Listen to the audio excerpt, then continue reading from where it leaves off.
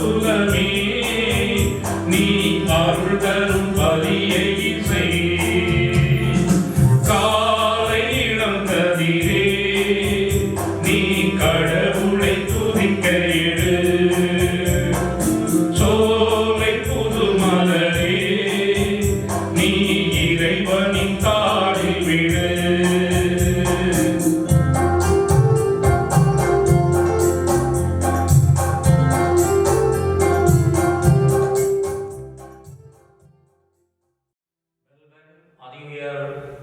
மறை மாவட்டத்தில் வசிக்கின்ற அன்புமிக்க கத்தோலிக்க இறை மக்களே, உயிர்ப்பினுடைய மகிழ்வினுடைய வாரத்திலே நாங்கள் இருக்கின்றோம். மூன்றாவது ஞாயிறு வாரத்துக்குள்ளே நாங்கள் இன்றைக்கு நுழைகின்றோம். இந்த திருப்பலியூடாக மீண்டுமாக உங்களோடு சேர்ந்து உங்களுக்காக செபிப்பதற்காக நாங்கள் ஒன்று கூடியிருக்கிறோம். மீண்டுமாக இந்த திருப்பலியூடாக உங்களை சந்திப்பதில் பெரும் மகிழ்வு அடைகின்றேன். நாம் எல்லோருமே அறிந்தது போன்று ஆலயங்கள் எல்லாம் கூட்டப்பட்டிருக்கின்றன, வறுமையாக இருக்கின்றன. இந்த வறுமையான ஆலயத்திலே இருந்து இறை மக்களாகிய உங்கள் அனைவருக்காகவும் இந்த திருப்பலியினூடாக நாங்கள் விசேட விதமாக செபிக்கின்றோம். நம்மை சூழ்ந்து நடக்கின்ற எல்லா நிகழ்வுகளையும் நாங்கள் நன்கு அறிந்து கொண்டே இருக்கின்றோம். ஆகையினால் இந்த திருப்பலியிலே ஆண்டவருடைய வல்லமையுள்ள குணப்படுத்துகின்ற கரம் எல்லா மக்கள் மீதும் இருக்கவும், இந்த கொடிய கொள்ளை நோயிலிருந்து இந்த உலகம் மீட்கப்படவும், இன்னும் விசேடமாக இந்த நோய் தாக்கத்திலிருந்து மக்கள் விடுதலை பெற வேண்டும் என்று தங்களுடைய வாழ்வையை தியாகம் செய்து அர்ப்பணிப்போடு முன்னிலையிலே நின்று போராடி கொண்டிருக்கின்ற எல்லா சுகாதாரத்துறையினர், மருத்துவ ஊழியர்களுக்காகவும் சில விதமாக மன்றாடுவோம். நோயினாலே பிடிக்கப்பட்டவர்கள், அவருடைய குடும்பத்தினர் அனைவருக்கும் ஆண்டவருடைய வல்ல கிருபை நிறைவாக கிடைக்க வேண்டும் என்று இந்த திருப்பலியிலே விசேட விதமாக மன்றாடி நாங்கள் இந்த திருப்பலியை ஆரம்பிப்போமாக. தந்தை மகன் தூய ஆவியானவரின் பெயராலே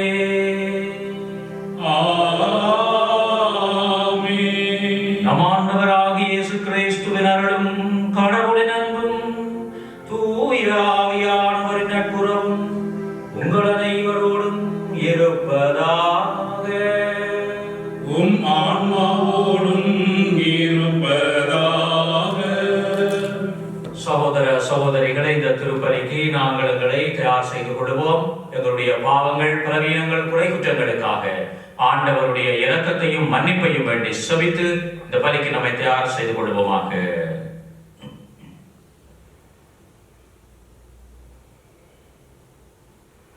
எல்லாம் வல்ல இறைவனிடமும் சகோதர சகோதரிகளே உங்களிடமும் நான் பாவியென ஏற்றுக்கொள்கின்றேன். ஏனெனில் சிந்தனையாலும் சொல்லாலும் செயலாலும் கடமையில் தவறியதாலும் பாவங்கள் பல செய்தேன். என் பாவமே, என் பாவமே, என் பெரும் பாவமே. ஆகையால் எப்போதும் கன்னியான புனித மரியாவையும் வானதுதர் புனிதர் அனைவரையும் சகோதர சகோதரிகளே உங்களையும் நம் இறைவனாகிய ஆண்டவரிடம் எனக்காக வேண்டிக் கொள்ள மன்றாடுகின்றேன். எல்லாம் வல்ல இறைவன் நம்மை இரக்கம் வைத்து நம் பாவங்களை மன்னித்து நம்மை நிலை வாழ்வுக்கு அழைத்து சொல்வாராக.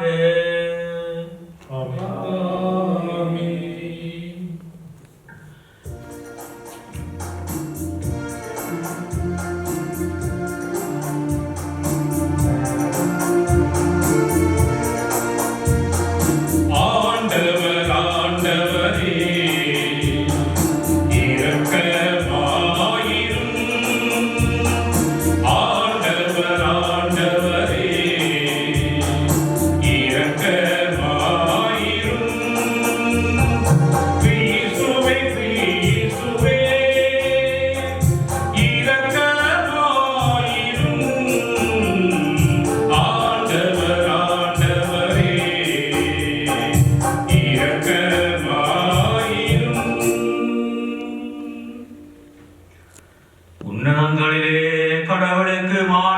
உண்டாகுக. உன்னதங்களிலே கடவுளுக்கு மாட்சி உண்டாகுக. உலகினிலே நன்மனதோர்க்கு அமைதியாகுக. உம்மை புகழ்கின்றோம், உம்மை வாழ்த்துகின்றோம், உம்மை ஆராதிக்கின்றோம், உம்மை மாட்சிப்படுத்துகின்றோம். உமது மேலான மாட்சியின் பொருட்டு உமக்கு நன்றி கூறுகின்றோம்.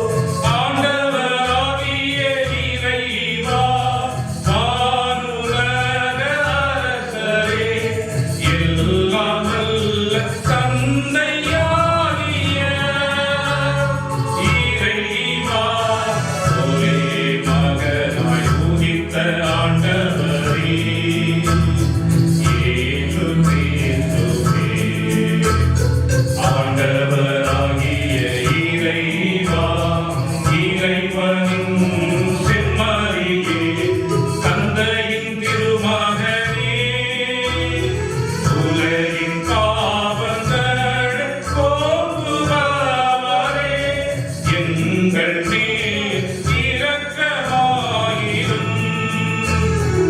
உலகின் பாவங்களை போக்குபவரே, எங்கள் மன்றாட்டை ஏற்றருளும். தந்தையின் வலப்பக்கம் வீற்றிருப்பவர், எங்கள் மேல் இரக்கமாயிரும்.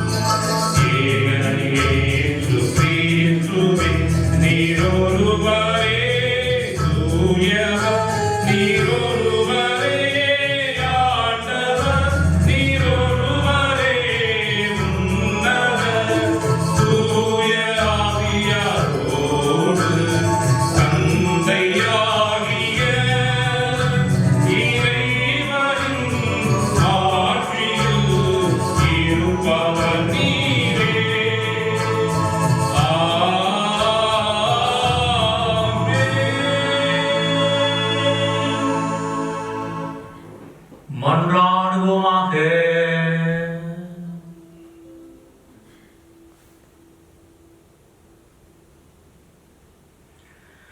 இறைவா, புதுப்பிக்கப்பட்ட இளமை உணர்வுடனும் மக்கள் என்று மக்களைப்பார்களாக. அதனாலும் சொந்த மக்கள் என்ற ஆட்சியை மீண்டும் பெற்றுள்ள நாங்கள் உயிர்ப்பில் நாளுக்கு நாள் பேரின்பத்துடன் உறுதியான எதிர்நோக்குடனும் காத்திருக்க செய்வீராக.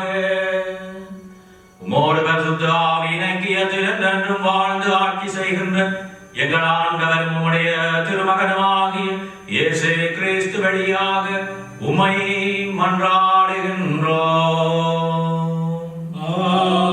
ஆமென்.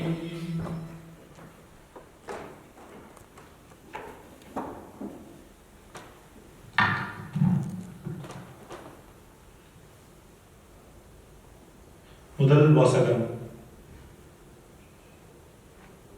மரணம் இயேசுவை தன் பிடியில் வைத்திருக்க முடியவில்லை. திருத்தூதர் பணிகள் நூலிலிருந்து வாசகம். அதிகாரம் 2, வசனங்கள் 14 மற்றும் 22 முதல் 33 முடிய. பெந்தெகோஸ்து என்னும் நாள் வந்தபோது பேதுரு 11 சேர்ந்து எழுந்து நின்று உரத்த குரலில் அவர்களிடம் பின்வருமாறு கூறினார். யூத மக்களே, எருசலேமில் வாழும் மக்களே, இதை தெரிந்து கொள்ளுங்கள். எனது சொற்களை கவனித்து கேளுங்கள். இஸ்ரேல் மக்களே, நீங்கள் இந்த வார்த்தையை கேளுங்கள். கடவுள் நாசரேத்து இயேசுவின் வழியாக உங்கள் நடுவில் வல்ல செயல்களையும் அருஞ்செயல்களையும் அடையாளங்களையும் செய்து அவரை இன்னார் என்று உறுதியாக காண்பித்தார். இது நீங்கள் அறிந்ததே. கடவுள் தாம் வரையறுத்துள்ள திட்டத்தின்படியும் தம் முன் அறிவின்படியும் இந்த இயேசுவை உங்கள் கையில் விட்டுவிட்டார். நீங்கள் திருச்சிட்டம் அறியாதவர் மூலம் அவரை சிலுவையில் அறைந்து கொன்றீர்கள். ஆனால் அவரை கடவுள் மரண வேதனை நின்று விடுவித்து உயிர்த்தெழ செய்தார். ஏனென்றால் மரணம் அவரை தன் பிடியில் வைத்திருக்க முடியவில்லை. தாவீது அவரை குறித்து கூறியது, நான் ஆண்டவரை எப்போதும் என் கண் முன்னே வைத்துள்ளேன். அவர் என் வலப்பக்கம் உள்ளார், எனவே நான் அசைவுறேன். இதனால் என் இதயம் பேருவகை கொள்கின்றது. என் நா மகிழ்ச்சியால் நிறைந்துள்ளது. என் உடலும் எதிர்பார்ப்பில் நிலைத்திருக்கும். ஏனென்றால் என்னை பாதாளத்திடம் ஒப்புவிக்க மாட்டீர். உம் தூயவனை படுகுழியை காணவிட மாட்டீர். வாழ்வின் வழியை நான் அறிய செய்வீர். உமது முன்னிலையில் எனக்கு நிறைவான மகிழ்ச்சி உண்டு. சகோதர சகோதரிகளே, நமது குல முதல்வராகிய தாவீதை குறித்து நான் சொல்வதை மறுக்க மாட்டீர்கள். அவர் காலமாகி அடக்கம் செய்யப்பட்டார். அவர் கல்லறை இந்நாள் வரை நம்மிடையே இருக்கிறது. அவர் இறைவாக்கினர் என்பதால் தம் வழித்தோன்றல் ஒருவர் அவரது அரியணையில் வீற்றிருப்பார் என்று கடவுள் உறுதியாக ஆணையிட்டு கூறியதை அறிந்திருந்தார். அவர் கிறிஸ்துவின் உயிர்த்தெழுதலை முன்னறிந்து அவரை பாதாளத்திடம் ஒப்புவிக்க மாட்டீர், அவரது உடல் படுகுழியை காணவிட மாட்டீர் என்று கூறியிருக்கிறார். கடவுள் இந்த இயேசுவை உயிர்த்தெழ செய்தார். இதற்கு நாங்கள் அனைவரும் சாட்சிகள்.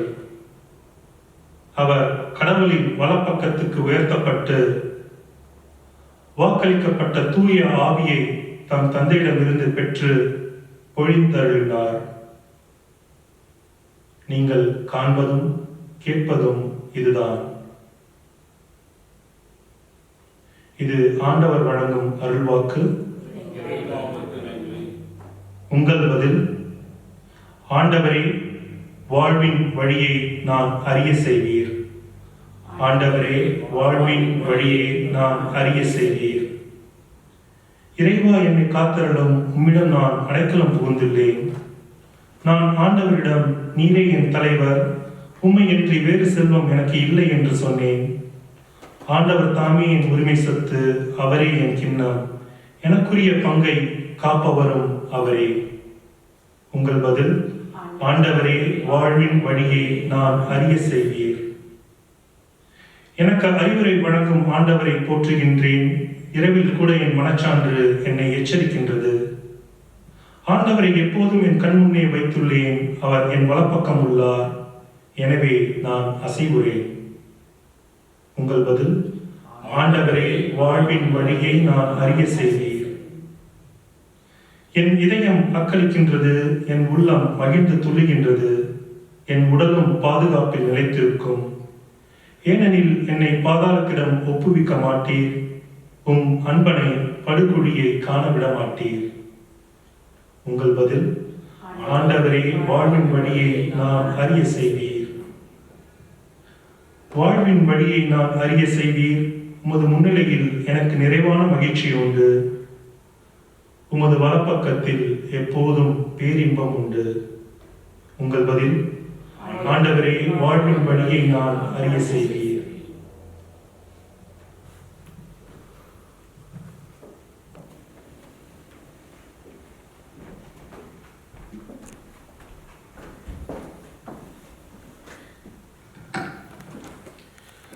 இரண்டாம் வாசகம். உங்களை விடுவிக்க கொடுக்கப்பட்ட விலை மாசு மரபற்ற ஆட்டுக்குட்டியை போன்று கிறிஸ்துவின் உயர் மதிப்புள்ள இரத்தமாகும். திருத்தூதர் பேதுரு எழுதிய முதல் திருமுகத்திலிருந்து வாசகம். அன்பார்ந்தவர்களே, நீங்கள் தந்தையே என அழைத்து மன்றாடுபவர் ஆளை பார்த்தல்ல, அவரவர் செயல்களின்படியே தீர்ப்பு வழங்குகிறார்.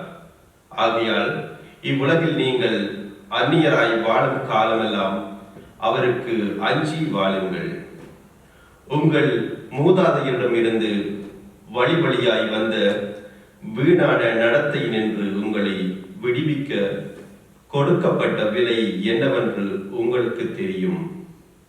அது பொன்னும் வெள்ளியும் போன்று அழிவுக்குட்பட்டது அல்ல, மாறாக மாசு மறுவற்ற ஆட்டுக்குட்டியை போன்ற கிறிஸ்துவின் உயர் மதிப்புள்ள இரத்தமாகும். உலகம் தோன்றும் முன்னரே முன் குறிக்கப்பட்ட அவர் இந்த கடைசி காலத்தில் உங்களுக்காக வெளிப்படுத்தப்பட்டார். அவர் வழியாகத்தான் நீங்கள் கடவுள் மீது நம்பிக்கை கொண்டுள்ளீர்கள். இறந்த அவரை கடவுள் உயிர்த்தெழ செய்து பெருமைப்படுத்தியுள்ளார். இதனால் நீங்கள் கடவுளிடம் நம்பிக்கை கொண்டு அவரை எதிர்நோக்கி இருக்கவே இவ்வாறு செய்தார். இது ஆண்டவர் வழங்கும் அருள்வாக்கு.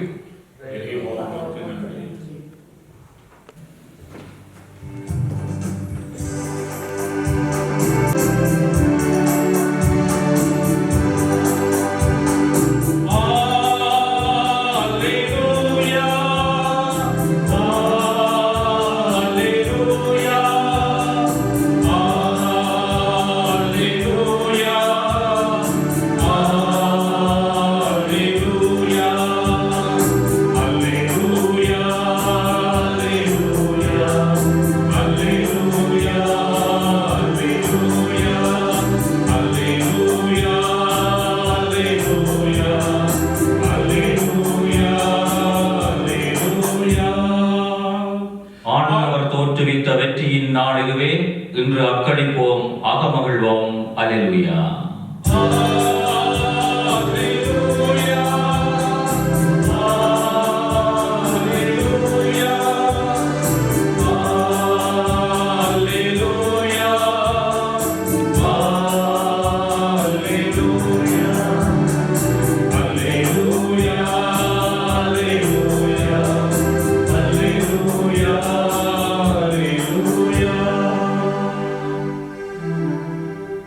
ஆண்டவர் உங்களோடு இருப்பாராக. உம் ஆன்மாவோடும் இருப்பாராக. தூய லூக்கா எழுதிய நற்செய்தியிலிருந்து வாசகம். ஆண்டவரே உமக்கு மகிமை. அதிகாரம் 24 வசனங்கள் 13 தொடக்கம் 35 முடிய. வாரத்தின் முதல் நாள் சீடர்கள் இருவர் எருசலேமிலிருந்து ஏறத்தாழ 11 கிலோமீட்டர் தொலைவில் உள்ள ஒரு ஊருக்கு சென்று கொண்டிருந்தனர். அவ்வூரின் பெயர் எம்மாவு. அவர்கள் இந்த நிகழ்ச்சிகள் அனைத்தையும் குறித்து ஒருவரோடு ஒருவர் உரையாடிக் கொண்டே சென்றார்கள். இப்படி அவர்கள் உரையாடிக் கொண்டிலும் வினவிக் கொண்டும் சென்றபோது இயேசு நெருங்கி வந்து அவர்களோடு நடந்து சென்றார். ஆனால் அவர் யார் என்று அறிந்து உணர முடியாதவாறு அவர்கள் கண்கள் மறைக்கப்பட்டிருந்தன. அவர் அவர்களை நோக்கி, வழி நெடுகிலும் நீங்கள் ஒருவரோடு ஒருவர் பேசிக் கொண்டிருப்பது என்ன என்று கேட்டார். அவர்கள் முகவாட்டத்தோடு நின்றார்கள். அவர்களில் கிளியோப்பா எனும் பேருடைய ஒருவர் அவரிடம் மறுமொழியாக, எருசலேமில் தங்கியிருப்பவர்கள் உமக்கு மட்டும்தான் இந்த நாளில் நிகழ்ந்தவை தெரியாதோ என்றார். அதற்கு அவர் அவர்களிடம், என்ன நிகழ்ந்தது என்று கேட்டார். அவர்கள் அவரிடம், நாசரேத்து இயேசுவை பற்றி நான் பேசுகின்றோம். அவர் கடவுளுக்கும் மக்கள் எல்லாருக்கும் முன்பாக சொல்லிலும் செயலிலும் வல்ல இறைவாக்கினராக திகழ்ந்தார். அவர் இஸ்ராயேலை மீட்கப் போகிறார் என்று நாங்கள் எதிர்பார்த்திருந்தோம். ஆனால் தலைமை குருக்களும் ஆட்சியாளர்களும் அவருக்கு மரண தண்டனை விதித்து சிலுவையில் அறைந்தார்கள். இவையெல்லாம் நிகழ்ந்து இன்றோடு 3 நாட்களாகின்றன.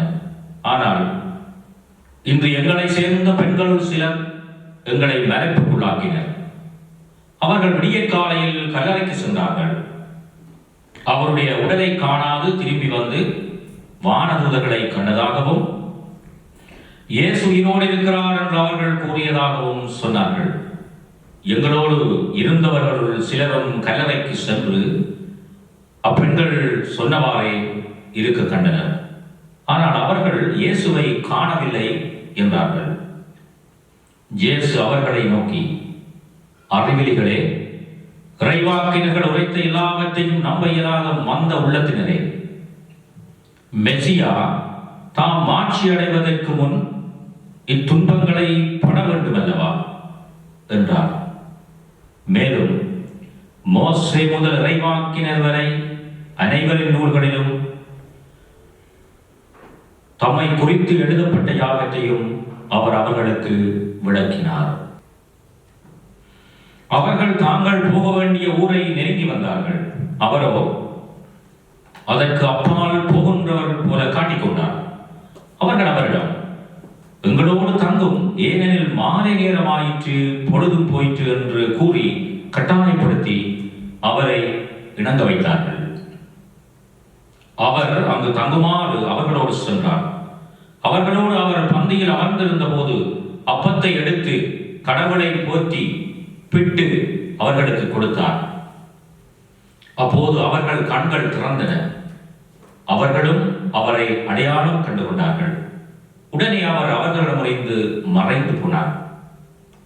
அப்போது அவர்கள் ஒருவரை ஒருவர் நோக்கி, வழியிலே அவர் நம்மோடு பேசி மறைநூலை விளக்கும் போது நம் உள்ளம் பற்றி எரியவில்லையா என்று பேசிக்கொண்டார்கள். அந்த நேரமே அவர்கள் புறப்பட்டு எருசலேமுக்கு திரும்பி போனார்கள்.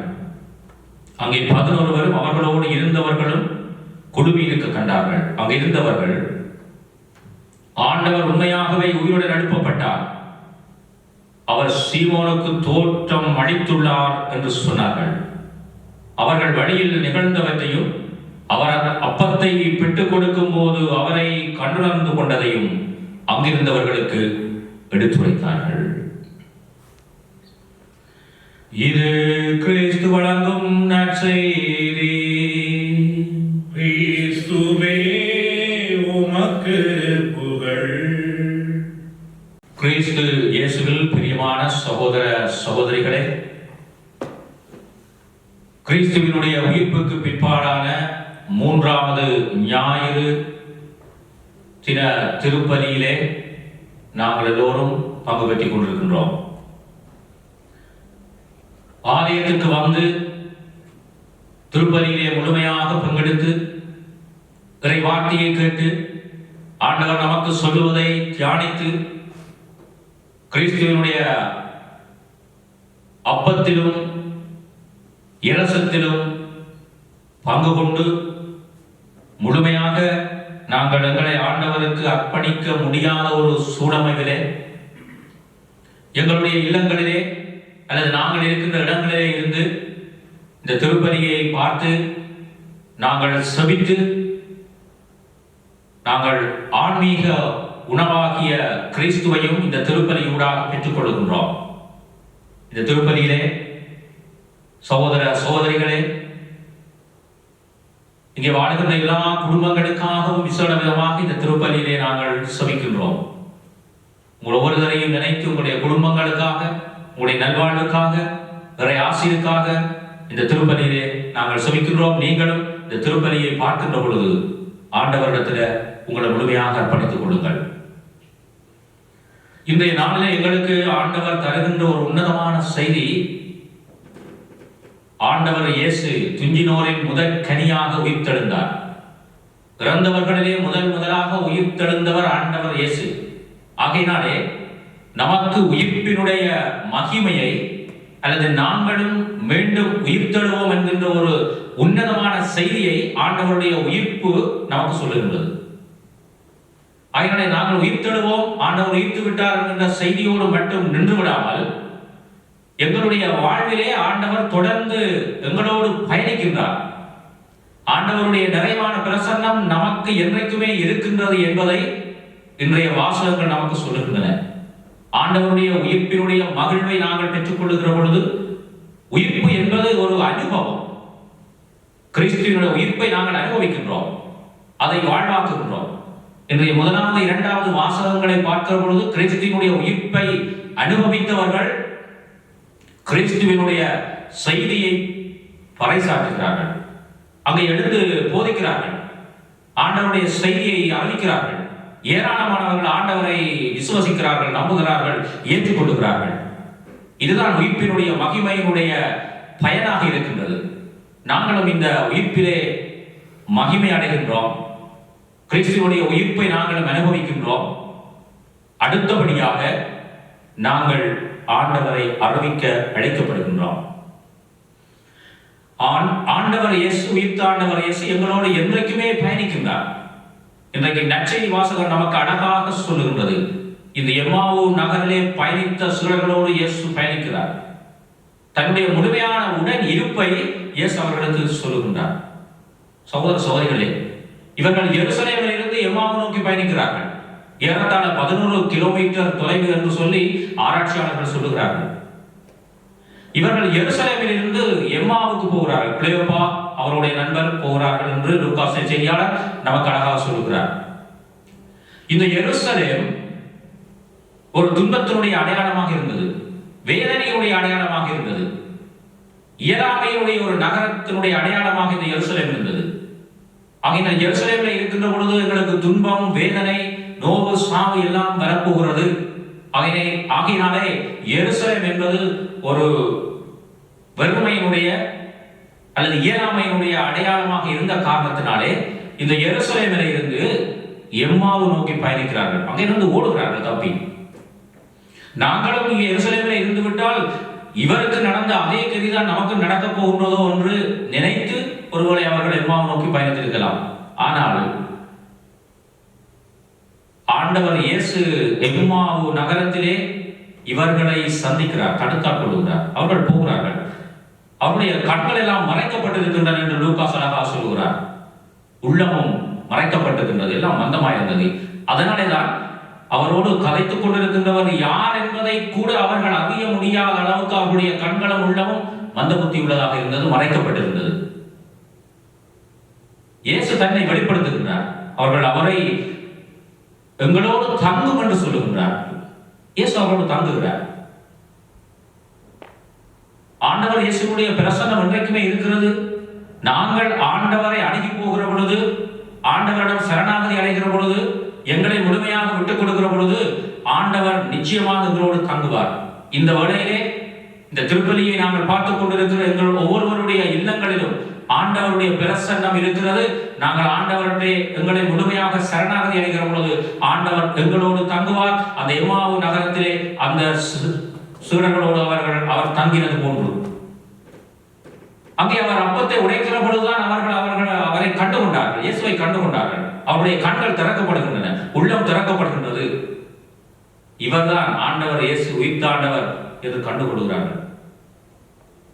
இயேசு எங்களோடு இருக்கின்ற பொழுது, நாங்கள் அவருடைய பிரசன்னத்தை உணர்கிற பொழுது நாங்கள் இயேசுவை கண்டுகொள்வோம். திருப்பலியிலே நாங்கள் பங்கு பெறுகிறோம். ஒவ்வொரு திருப்பலியிலும் இறை வார்த்தை ஊடாக நாங்கள் ஆண்டவரை சந்திக்கின்றோம். நாங்கள் எம்மாவு நகரத்து சூழல்களை பார்க்கிற பொழுதும் அவர்கள் உரையாடி கொண்டு போகிறார்கள். இயேசு அவர்கள் உரையாடுகிறார். முதலாவது பகுதி உரையாடல், இயேசு அவர்கள் உரையாடுகிறார். இரண்டாவது பகுதி அப்பத்தை பிற்கிறார் இயேசு. அப்பொழுது அவர்கள் அவரை கண்டுகொள்கிறார்கள். திருப்பலியிலும் நாங்கள் முதலாவது பகுதி இறை வார்த்தை, அதிலே நாங்கள் ஆண்டவரோடு உரையாடுகிறோம். ஆண்டவர் எங்களோடு உரையாடுகிறார், ஆண்டவர் எங்களோடு பேசுகிறார், நாங்கள் ஆண்டவரோடு பேசுகிறோம். திருப்பலியுடைய இரண்டாவது பகுதி அப்பமும் ரசமும் காணிக்கையாக ஒப்புக் கொடுக்கப்படுகிறது, உடைக்கப்படுகிறது. கிறிஸ்துவனுடைய உடலும் ரத்தமும் அங்கே காணிக்கையாக ஒப்புக் கொடுக்கப்படுகிறது. அங்கே நாங்கள் ஆண்டவரை கண்டுகொள்கிறோம். அதே அனுபவம், எம்மாவு நகர அனுபவத்தை நாங்கள் திருப்பலியிலே பெற்றுக் கொள்கின்றோம். சகோதர சகோதரிகளே, எம்மாவு நகரத்துக்கு ஓடி சென்றவர்கள் மீண்டுமாக இயேசுவை அனுபவித்ததன் பிற்பாடு எருசலேமை நோக்கி பார்க்கிறார்கள். எங்களுடைய வாழ்விலே நாங்கள் கஷ்ட துன்பங்கள், வேதனைகள், நோவுகளை சந்திக்கிற பொழுது, இறப்புகள், இழப்புகளை சந்திக்கிற பொழுது, துன்பங்கள், வியாதிகளை சந்திக்கிற பொழுது நாங்கள் ஓடுகிறோம், ஆண்டவரை விட்டு ஓடுகிறோம். எங்களுக்கு இந்த கத்தோலிக்க மதம் சரிவராது, கிறிஸ்தவம் சரிவராது என்று சொல்லி நாங்கள் ஓடுகிறோம். வேறு ஒரு விடயங்களுக்காக ஓடுகிறோம்.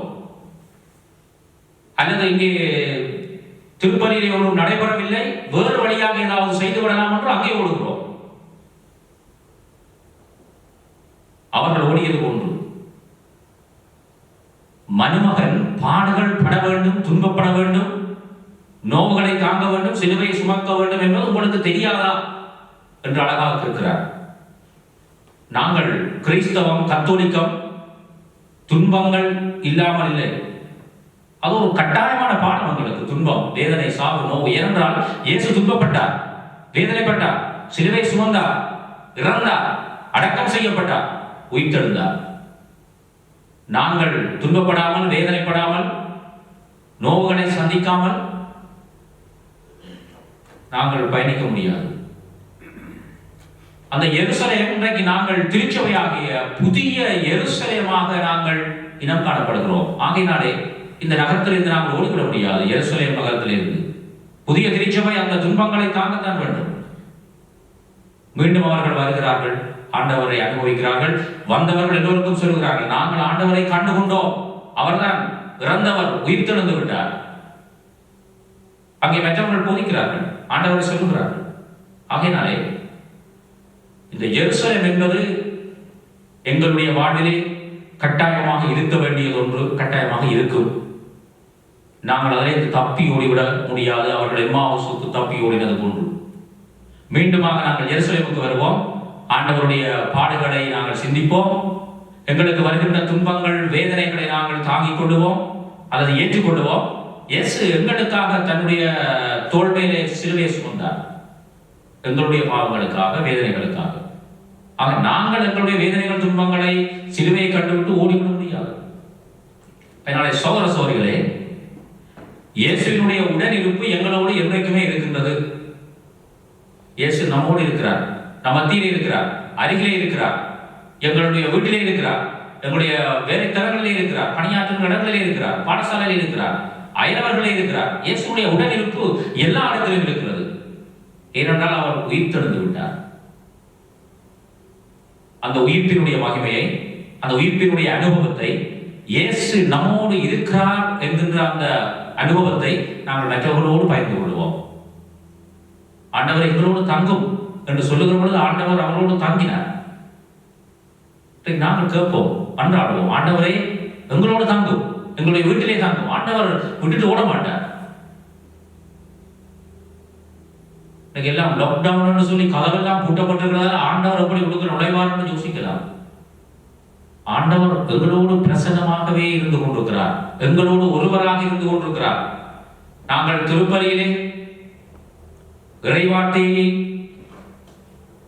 அப்பத்தையும் ரசத்தையும் பெற்றுக் கொள்ளுகிற பொழுது அங்கே முழுமையாக நாங்கள் ஆண்டவரோடு பேசுகிறோம், ஆண்டவரை கண்டு கொள்கிறோம். ஆனால் துரதிருஷ்டவசமாக நாங்கள் இன்றைக்கு முழுமையாக திருப்பலியிலே பங்கு பெற முடியாவிட்டாலும் ஆண்டவருடைய உடனிருப்பு நம்மோடு இருக்கிறது, எங்களுடைய இல்லங்களிலே இருக்கிறது. ஆகையினால் அனுபவிக்க சகோதர சகோதரிகளே, நாங்கள் இருக்கின்ற இடத்துல இருந்து ஆண்டவரை அனுபவிப்போம். ஆண்டவரை அனுபவிப்பதற்கு கட்டாயமாக ஆலயத்துக்கு தான் வர வேண்டும் என்ற தேவையில்லை. ஆகையினாலே நாங்கள் ஆண்டவர் இயேசுவே என்னோடு தாங்கும், என்னுடைய குடும்பத்தோடு தாங்கும், என்னுடைய பிள்ளைகளோடு தாங்கும் என்று நாங்கள் ஒழுக்கமாக வேண்டுகிற பொழுது ஆண்டவர் தன்னுடைய உடனிருப்பை எங்களுக்கு தந்து எங்களை வழிநடத்துவார். துன்பங்கள், வேதனைகள் வருகிற பொழுது, நோவுகள் வருகிற பொழுது ஆண்டவரை எங்களோடு தங்கும் என்று நாங்கள் கேட்கிற பொழுது ஆண்டவர் எங்களோடு தங்குவார். அந்த துன்பங்களில் இருந்து, வேதனைகளில் இருந்து, நாங்கள் அதிலிருந்து ஓடி போகின்ற நிலைமைகளில் இருந்து ஆண்டவர் எங்களை மீட்டுக் கொண்டு வந்து எங்களுக்கு நிறைய ஆசிரியை அருள்வார். ஏனென்றால் வெற்றி வீரராக ஆண்டவர் உயிர்த்தெழுந்தார். இந்த பலியூடாக நாங்கள் ஒரே பிரசன்னத்தை ஆழமாக உணர்வோம். ஆண்டவர் எங்களோடு இருக்கின்றார் என்கின்ற அந்த உன்னதமான புனிதமான உணர்வை நமக்குள் ஏற்படுத்திக் கொள்வோம். இந்த திருப்பலியை காணுகிற பொழுது அந்த அனுபவத்தை, உயிர்ப்பினுடைய மகிமையை, உயிர்ப்பினுடைய அனுபவத்தை நாங்கள் எங்களுடைய வாழ்வாக்குவோம். எங்களுடைய குடும்பத்திலே கணவன் மனைவியாக, பிள்ளைகளாக, அல்லது நாங்கள் சந்திக்கின்றவர்களோடு, உரையாடுகின்றவர்களோடு இந்த உயிர்ப்பினுடைய மகிமையை மற்றவர்களுக்கு அறிவிப்போம். எப்படி சீடர்கள் உயிர்ப்பினுடைய மகிமையை, அந்த அனுபவத்தை மற்றவர்களோடு பகிர்ந்து வாழ்வாக்கினார்களோ அதே போல நாங்களும் மற்றவர்களோடு பகிர்வோம். இறை பிரசன்னத்தை, ஆண்டவருடைய உடனிருப்பை ஆழமாக உணர்ந்து வேண்டி எங்களோடும், எங்களுடைய குடும்பங்களோடும், எங்களுடைய நாட்டிலும், உலகம் முழுவதும் ஆண்டவருடைய உடனிருப்பும் பிரசன்னமும் இருக்க வேண்டும் என்று சொல்லி தொடர்கின்ற பணியிலே உருக்கமாக மன்றாடுவோமாக.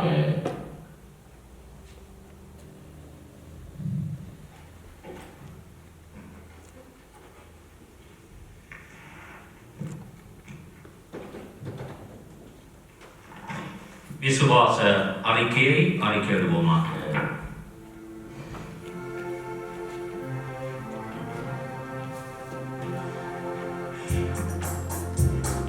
விண்ணையும் மண்ணையும் படைத்தவரா கடவுள் ஒருவர் இருக்கின்றார். தந்தை மகன் தூய ஆவியார் ஒன்றாய் வாழ்வோரை நம்புகிறேன். தூய ஆவியின் வல்லமையார் இறை மகன் நமக்காய் மனிதரானார். கன்னி மரியிடம் பிறந்தவரா இயேசுவை உறுதியாய் நம்புகிறேன். பிராத்துவின் ஆட்சியில் பாடுபட்டார். சிலுவையில் இருந்து அடக்கப்பட்டார். மூன்றாம் நாளில் உயிர் தெழுந்தார். இறப்பின் மீதே வெற்றி கொண்டார். விண்ணகம் வாழும் தந்தையிடம் அரியணை கொண்டு இருக்கின்றார். உலகம் முடியும் காலத்திலே நடுவராய் திரும்பவும் வந்திடுவார். தூய ஆவியாரை நம்புகிறேன். பாரினில் அவர் துணை வேண்டுகிறேன். பாவ மன்னிப்பில் தூய்மை பெற்று பரிகார வாழ்வில் நிலைத்திடுவேன். இருவரை உரைப்பதை நம்புகிறேன். புனிதர்கள் உறவை நம்புகிறேன். உடலின் உயிர்ப்பை நிறை வாழ்வை உறுதியுடனே நம்புகிறேன்.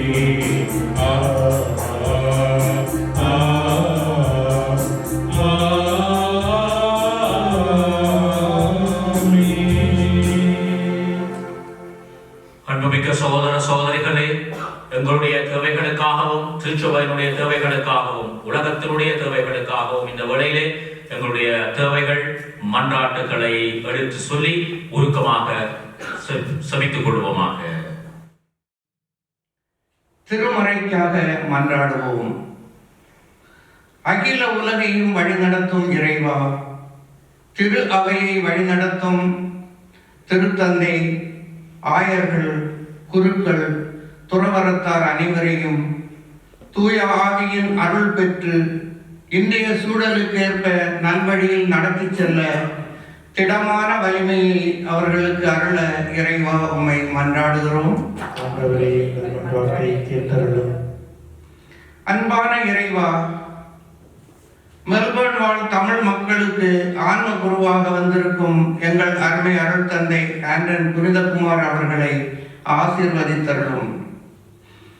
அவரிடம் ஒப்படைக்கப்பட்ட மக்களை நல்வழியில் நடத்தி செல்ல அருள் புரிய வேண்டும் என்றும் அவர்களது உடல் உள்ள ஆரோக்கியத்தை முழுமையாக அளித்து காக்க வேண்டும் என்றும் இறைவா உம்மை மன்றாடுகிறோம். கருணை கடலாம் இறைவா, கொரோனா என்னும் கொடிய நோயால் உலக நாடுகள், உலக தலைவர்கள் பயந்து நடுநடுங்கிக் கொண்டிருக்கும் இந்த வேளையில் அவர்களுக்கு சரியான வழிகளை காட்டி மக்களை எவ்வித குறையின்றி வழி நடத்த அவர்களோடு இருந்து நல்வழி காட்ட வேண்டும் என்று இறைவா உம்மை மன்றாடுகிறோம். எல்லோரையும் என்றும் காக்கும் இறைவா, கொரோனாவால் பாதிக்கப்பட்டு வேலை இழந்து, வேலை இருந்தும் வீட்டிலேயே முடங்கி கிடந்து மன உளைச்சலுக்கு ஆளாயிருக்கும் பல லட்சம் மக்களை கண்ணோக்கி பாரும். இவர்கள் விரைவில் பழைய நிலைக்கு திரும்பி செல்ல இறைவா உம்மை மன்றாடுகிறோம். திக்கற்றவர்களுக்கு வழிகாட்டும் இறைவா, கொரோனாவாலும் அரசாங்க சட்டத்திட்டங்களாலும் தங்களது சொந்த ஊர்களுக்கு செல்ல முடியாமலும், உண்ண உணவு, தங்க இடம் எதுவுமே இல்லாமலும் தங்கள் வாழ்வாதாரத்தை இழந்து அனாதை போல் தவிக்கும் அன்றாட கூலி தொழிலாளர்களை கண்ணோக்கி பாரும். இவர்கள் தங்கள் சொந்த ஊர்களுக்கு செல்ல உதவிட அரசு ஊழியர்கள் தகுந்த நடவடிக்கை மேற்கொள்ள அவர்களுக்கு நன்மனதை கொடுத்திட இறைவா உம்மை மன்றாடுகிறோம். மருத்துவரான இறைவா, கொரோனா பாதித்த நோயாளிகளுக்கு தங்கள் குடும்பங்களையும் மறந்து மருத்துவம் பார்க்கும் மருத்துவர்கள், செவிலியர்கள், உதவியாளர்கள், இன்னும் மேலாக துப்புரவு பணியாளர்கள், இவர்கள் அனைவரையும் உமது பாதத்திலே ஒப்படைக்கின்றோம். இவர்களது உயர்ந்த உன்னதமான சேவையை பாராட்டுவதோடு இவர்களுக்கு இன்னும் தொடர்ந்து சேவை செய்ய மன வலிமையை அளிக்க வேண்டும் என்று இறைவா உம்மை மன்றாடுகிறோம். அன்பான இறைவா, கொடிய கொரோனாவில் உலகம் முழுவதும் 20 லட்சத்துக்கும் மேல் மக்கள் வியாதியால் பாதிக்கப்பட்டும் 2 லட்சம் மக்கள் உயிர் துறந்தும் உலகமே சோகமாக உள்ளது. பாதிக்கப்பட்ட மக்கள் விரைவில் குணமடையவும், உயிர் துறந்தோர் ஆன்மாக்கள் இறைவனிடம் சேரவும், இன்னும் இந்த கொரோனா இந்த உலகையே விட்டு ஒழிந்து போகவும் அருள் புரிய இறைவா உம்மை மன்றாடுகிறோம்.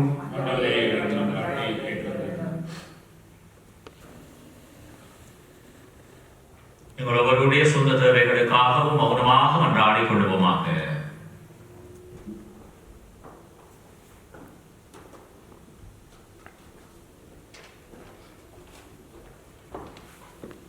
வல்லமையுள்ள பரலோக பிதாவே, நாங்கள் சொன்ன இந்த மன்றாட்டுகளோடு எங்களுடைய உள்ளத்தில் இருக்கின்ற அனைத்து தேவைகளையும் நீர் ஒருவரை அறிவீர். உமக்கு சித்தமானால் இவற்றையெல்லாம் எங்கள் ஆண்டவராகிய இயேசு கிறிஸ்து வழியாக உம்மிடமிருந்து மன்றாடுகின்றோம் தந்தையே. ஆமென். காணிக்கை பாடல் 152.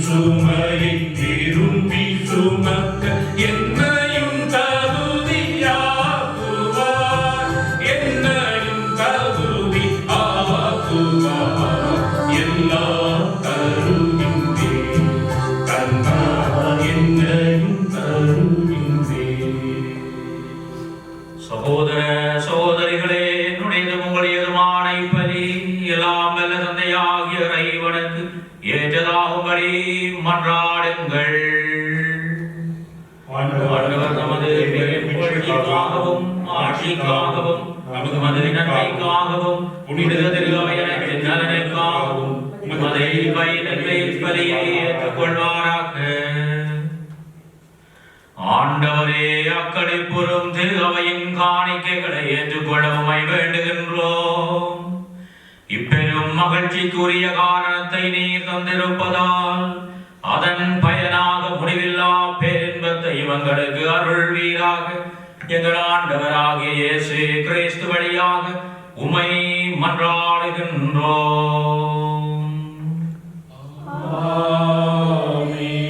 ஆண்டவர் உங்களோடு இருப்பாராக.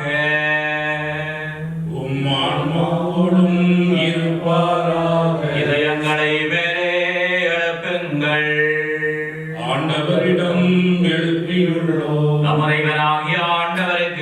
நன்றி கூறுவோம். அது தகுதியும் நீதியுமானது. ஆண்டவரே, தூயவரான தந்தையே, என்று உள்ள எல்லாம் வல்ல இறைவா, எங்கள் ஆண்டவராகிய கிறிஸ்து வழியாக எந்நாளும் எவ்விடத்திலும் நாங்கள் உமக்கு நன்றி செலுத்துவது மெய்யாகவே தகுதியும் நீதியுமாகும். எங்கள் கடமையும் மீட்புக்குரிய செயலுமாகும். ஏனெனில் உலகின் பாவங்களை போக்கும் மெய்யான செம்மறியவரே,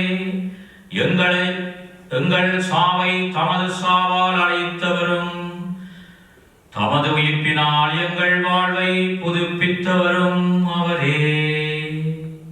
ஆகவே பாஸ்கா மகிழ்ச்சி பொங்க அனைத்துலகின் மாந்தர் அனைவரும் அக்களிக்கின்றனர். அவ்வாறே ஆற்றல் மிக்கோரும் அதிகாரம் கொண்ட தூதர்களும் உமது மாட்சியை புகழ்ந்து பாடி முடிவின்றி சொல்லுவதாவது: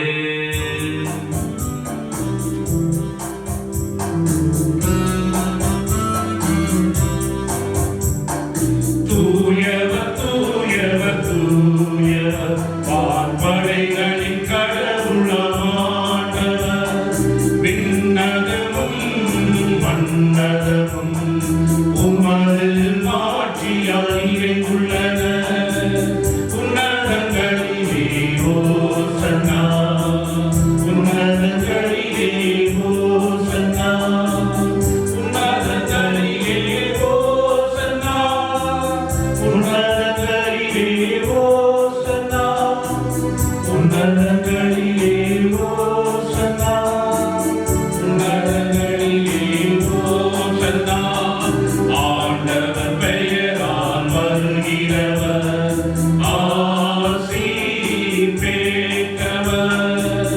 உன்னதங்களிலே ஓசன்னா, உன்னதங்களிலே ஓசன்னா. ஆண்டவரே, நீர் மெய்யாகவே தூயவர். உம்முடைய படைப்புகள் எல்லாம் உம்மை புகழ்வது தகுமே. ஏனெனிலும் திருமகனாகிய எங்கள் ஆண்டவர் இயேசு கிறிஸ்து வழியாக தூய ஆவியாரின் செயலாற்றலால் அனைத்தையும் உய்வித்து தூய்மைப்படுத்துகின்றீர். கதிரவன் தோன்றி மறையும் வரை உமது பெயருக்கு தூய காணிக்கையை ஒப்புக் கொடுக்குமாறு உமக்கென மக்களை இடையராது ஒன்று சேர்த்து வருகின்றீர். எனவே ஆண்டவரே, உமக்கு அர்ப்பணிக்க நாங்கள் கொண்டு வந்துள்ள இக்காணிக்கைகளை அதே ஆவியால் தூய்மைப்படுத்த உம்மை தாழ்மையுடன் மன்றாடுகின்றோம்.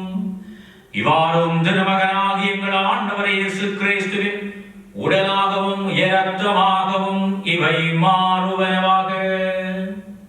அவர் பணித்தவாறே இம்மறை நிகழ்வுகளை கொண்டாடுகின்றோம். ஏனெனில் அவர் காட்டிக் கொடுக்கப்பட்ட இரவில் அப்பத்தை எடுத்து உமக்கு நன்றி செலுத்தி ஆசி வழங்கி அதை பெற்று தம் சீடர்களுக்கு அழைத்து அவர் கூறியதாவது: அனைவரும் இதிலிருந்து பெற்று உண்ணுங்கள். ஏனெனில் இது உங்களுக்காக கையளிக்கப்படும் என் உடல்.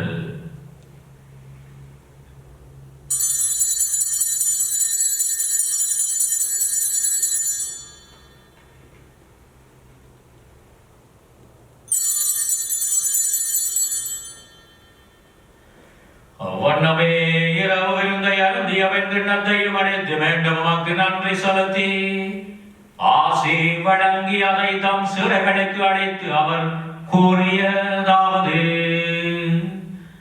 அனைவரும் இதிலிருந்து பெற்று பருகுங்கள். ஏனெனில் இது புதிய நிலையான உடன்படிக்கைக்கு உரிய இரத்தத்தின் கிண்ணம். இது பாவ மன்னிப்புக்கென்று உங்களுக்காகவும் பலருக்காகவும் சிந்தப்படும். இதை என் நினைவாக செய்யுங்கள்.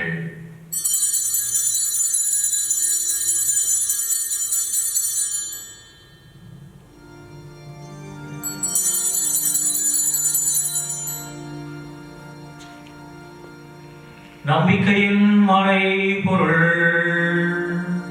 ஆண்டவரே, நீர் மறுமணமும் உமது இறப்பினை அறிக்கையிடுகின்றோம்.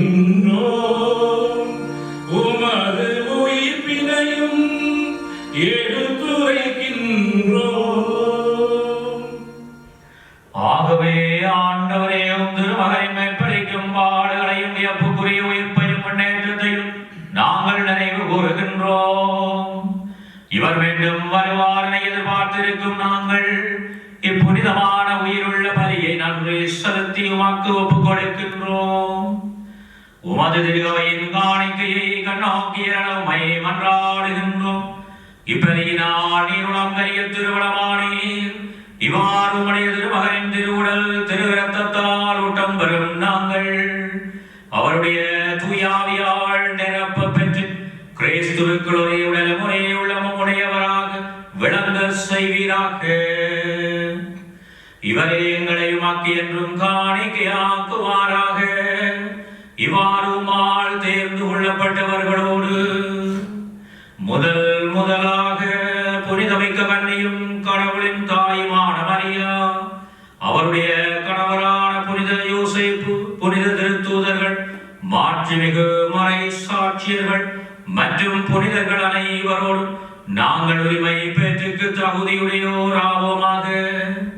இவர்களின் வேண்டுதலால் நாங்கள் என்றும் உமது உதவியை பெறுவோம் என உறுதியோடு இருக்கின்றோம்.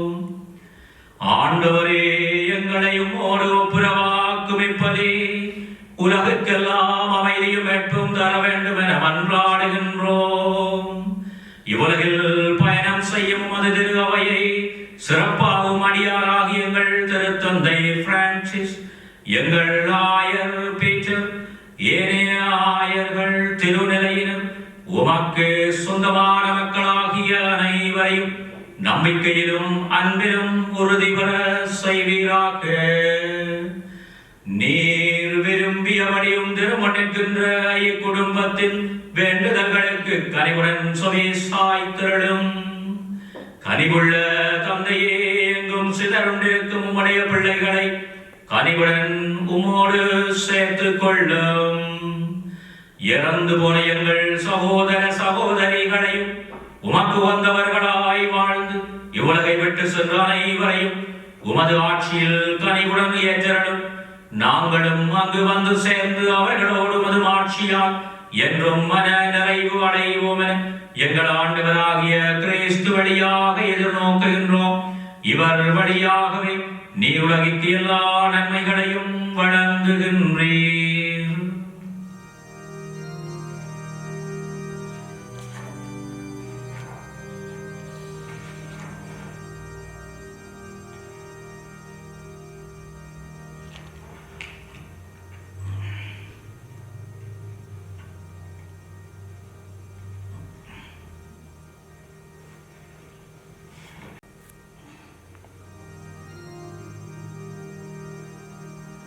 இவர் வழியாக இவரோடு இவரில் எல்லாம் வல்ல இறைவனாகிய தந்தையே, தூய ஆவியாரின் ஒன்றிப்பில் எல்லா புகழும் ஆட்சியும் என்றென்றும் உமக்கே உரியதே.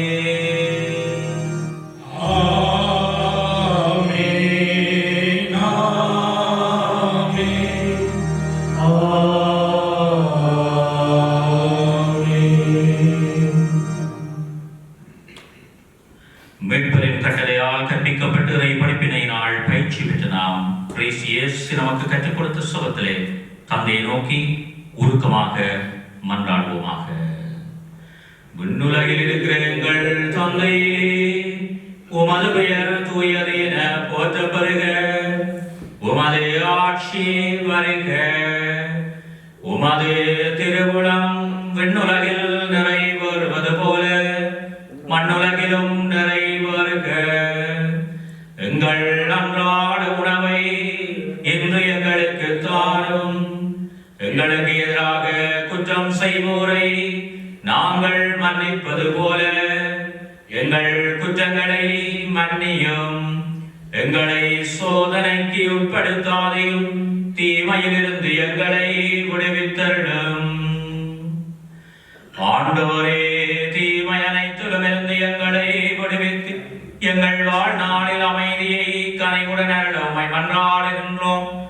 உமது இரக்கத்தின் உதவியால் நாங்கள் பாவத்தில் இருந்த போதும் விடுதலை பெற்று யாதொரு கலக்கமின்றி நலமாயிருப்போமாக. நாங்கள் எதிர்நோக்கி இருக்கும் பேரின்பத்திற்காகவும் எமைப்பராகிய இயேசு கிறிஸ்துவின் வருகைக்காகவும் காத்திருக்கின்றோம். ஏனெனில் ஆட்சியும் வல்லமையும் மாட்சியும் என்றென்றும் உமதே. ஆண்டவரே இயேசு கிறிஸ்துவே, அமைதியை உங்களுக்கு விட்டு சொல்லுகின்றேன், என் அமைதியை உங்களுக்கு அழைக்கின்றேன் என்று உம் திருத்தூதர்களுக்கு மொழிந்தீரே. எங்கள் பாவங்களை பாராமல் உமது திரு அவையின் நம்பிக்கையை கண்ணாக்கி உமது திருவுளத்துக்கு ஏற்ப அதற்கு அமைதியையும் ஒற்றுமையையும் அளித்தருள்வீராக. என்றென்றும் வாழ்ந்து ஆட்சி செய்கின்றவர் நீரே. ஆண்டவருடைய அமைதி உங்களோடு என்றும் இருப்பதாக.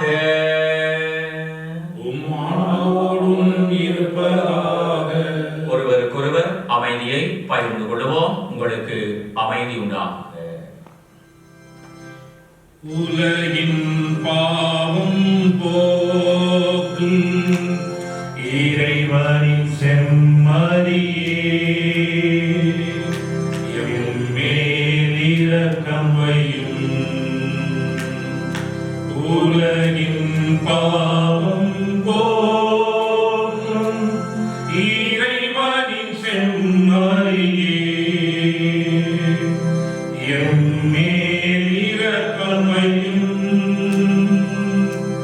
உலகின் பாவம் போக்கும் இறைவனின் செம்மறியே, எமக்கு அமைதி அருளும்.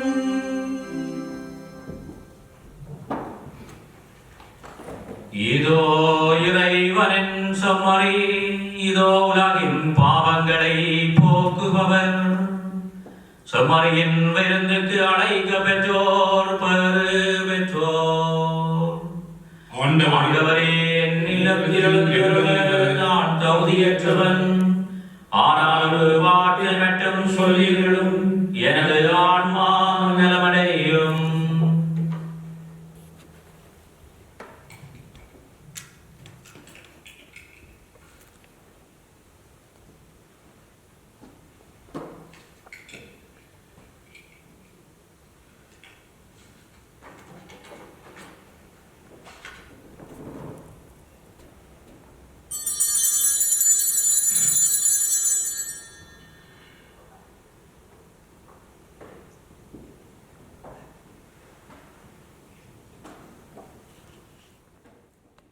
திருவிருந்து பாடல் பாடலின் 132. கிறிஸ்து நம்மில் வந்துள்ளார், இதய கோவில் கொண்டுள்ளார், அன்பு தாகம் கொண்டுள்ளார். அன்பரை நாம் பாடுவோம். அல்லேலூயா, ஆமென். வாழ்வது நான் அல்ல, என்னில் கிறிஸ்துவே வாழ்கிறார்.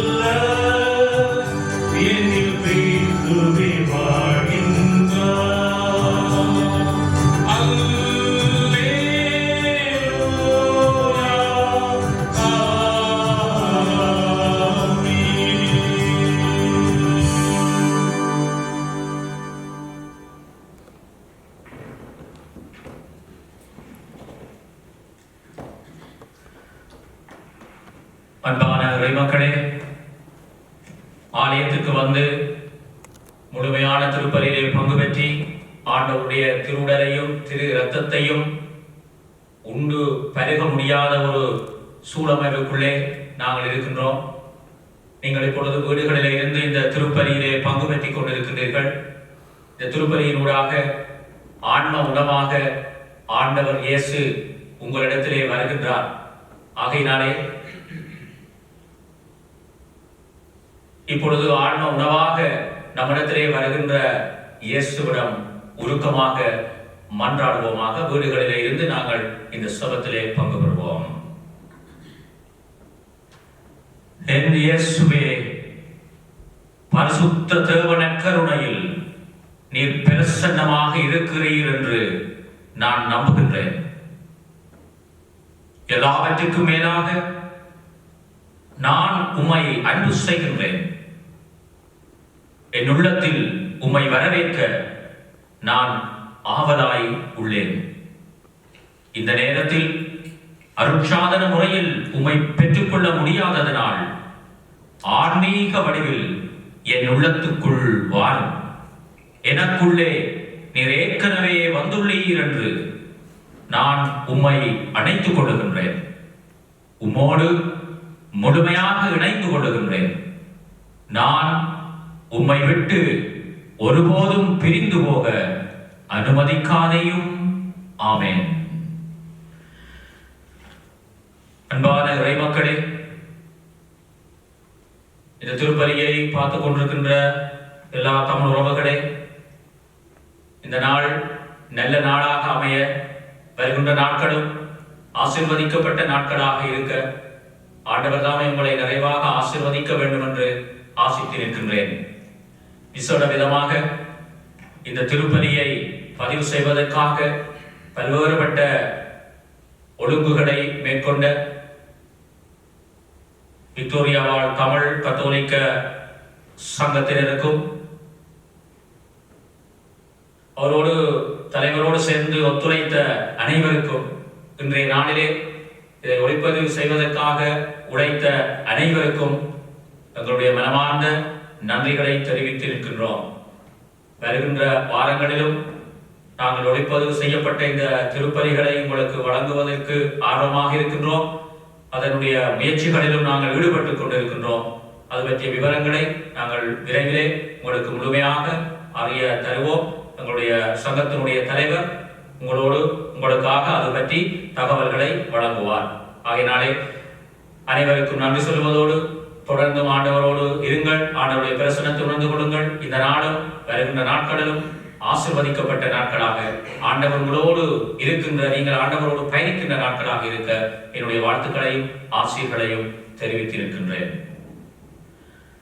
இறைவனுக்கு நன்றி கூறி மன்றாடுவோமாக. அவர் அப்பத்தை பிடும்போது சீடர்கள் ஆண்டவர் இயேசுவை கண்டுணர்ந்து கொண்டார்கள்.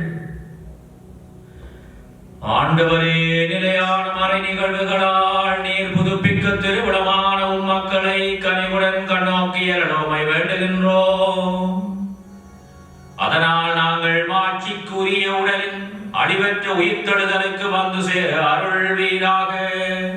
எங்கள் ஆண்டவராகிய இயேசு கிறிஸ்து வழியாக உம்மை மன்றாடுகின்றோம்.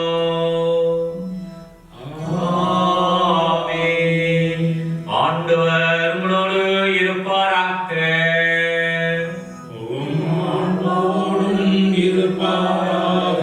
எல்லாம் வல்ல இறைவன் தந்தை, மகன், தூய ஆவியார் உங்களுக்கு நிறையாசி அளிப்பாராக. ஆண்டவருடைய அருளிலும் அன்பிலும் அமைதியிலும் சென்று வாருங்கள். இறைவனுக்கு நன்றி.